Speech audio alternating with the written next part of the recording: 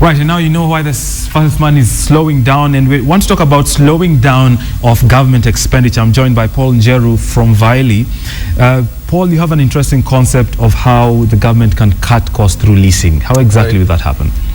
Well, leasing is three items: speed, stealth, and savings.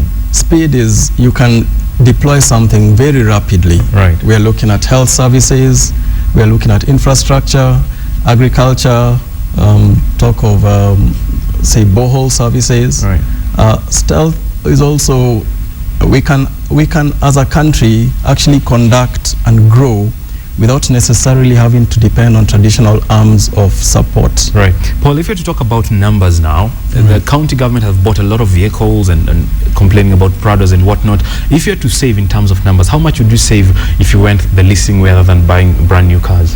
Actually, I wouldn't say leasing is more of saving. I will say it's more of spending more with less. Because austerity of sorts. That's right. Because the 100 million they've spent on vehicles, if they list it, it will get them 4 times more vehicles. So if they strictly wanted that number of vehicles, then they'd spend 25 million. So it's approximately about a factor of 25%. In regards to taxation, how beneficial is leasing? Well, there's talk that indeed leasing does save on tax.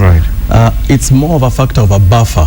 At the end of the year, instead of paying a lot of tax, you pay a bit less tax, because leasing is considered as an expense. If you purchase, it's not an expense. It's a cash flow item.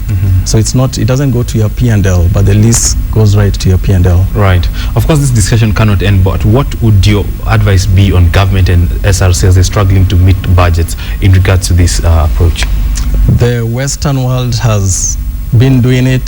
The BRICS nations are doing it. The way to grow is really to lease. It's not to depend on the budget every year and every year, year in, year out. It's to spend the little you have to do 4 times more in your hospitals, in your roads, for your people, for the water systems.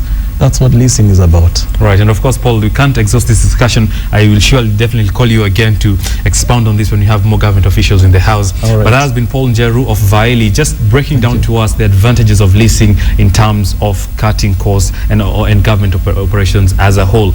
Well, my director tells me that's how we have to end things here on the news desk. My name is Bonitunya. Good afternoon.